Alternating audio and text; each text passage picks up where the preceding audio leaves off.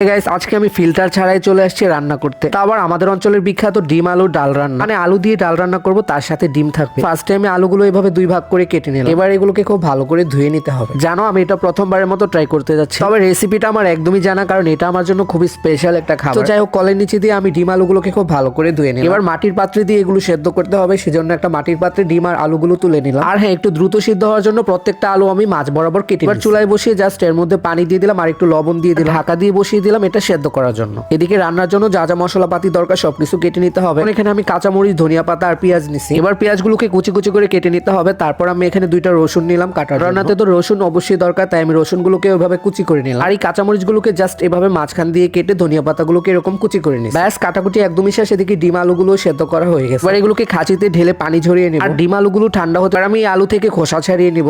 এগুলো এতটাই গরম ছিল হাত দিয়ে ধরতেই পারছিলাম না। যাই হোক, একটা একটা করে আমি সবগুলো আলুর এভাবে খোসা ছাড়িয়ে নিলাম। নতুন আলু বলে খোসাগুলো খুব ইজিলি উঠে যাচ্ছিল। ফাইনালি আমার আলুর খোসা ছাড়ানো হয়ে গেছে। এবার ডিমের খোসা ছাড়াতে হবে। আর ডিমগুলো এত সুন্দরভাবে সেদ্ধ হয়েছে, একদম ধরার সাথে সাথেই খোসাগুলো আলাদা হয়ে গেছে। আমি এতগুলো আলুর সাথে মাত্র 4টা ডিম নিয়েছিলাম, কারণ এই 4টাই ঘরে ছিল। মানে আলুগুলো চটকাতে হবে। তো এই মাটির পাত্রে রেখে আমি এই আলুগুলো চটকে নিলাম। বললাম না নতুন আলু সেদ্ধ করছি, তাই খুব সুন্দরভাবে সেদ্ধ, মানে আলুগুলো ম্যাশ করতে অনেক বেশি মজা লাগছিল। এরপর আমি এখানে অল্প অল্প করে পানি অ্যাড করব আর এগুলো এইভাবে মিক্সড করে আলুগুলো চটকে চটকে অনেকটা আমি পাতলা ডালের মতো করে নিয়েছি। এবার মূল রান্নায় চলে যাই। চুলায় একটা কড়াই বসিয়ে দিলাম আর কড়াই গরম করে এর মধ্যে পরিমাণ মতো তেল দিয়ে দিলাম। তেলটুকু গরম হতে হতে আমি ডিমের মধ্যে একটু হলুদ দিয়ে এভাবে মাখিয়ে নিলাম। এবার হলদে মাখানো এই ডিমগুলো গরম তেলে হালকা ভেজে নেব। একটু নেড়ে চেড়ে 2 মিনিটের মতো আমি লাল লাল করে ডিমগুলোকে ভেজে নিলাম।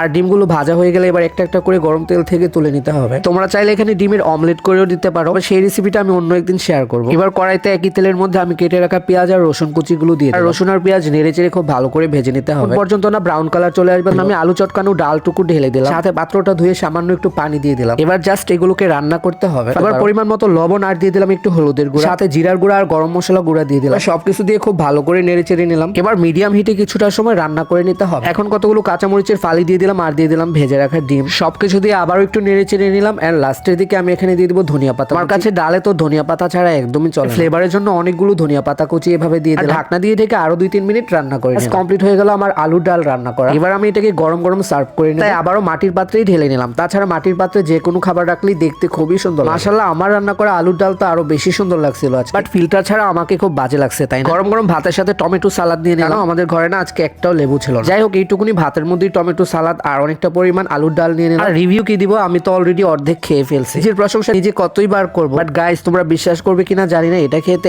এত মজা ছিল। যদিও আমি প্রথমবার রান্না করছি, সেই হিসেবে বোঝাই যাচ্ছিল না যে এটা আমি রান্না করছি। মানে যে কেউ খেলে ভাববে এটা কোনো পাকা রাঁধুনির হাতে রান্না। বাই দ্য ওয়ে, আমি যে একটা পাকা রাঁধুনি এটার সার্টিফিকেট তো তোমরা আমাকে দিয়ে দিয়েছো। আমার আজকের রান্নাটা কেমন ছিল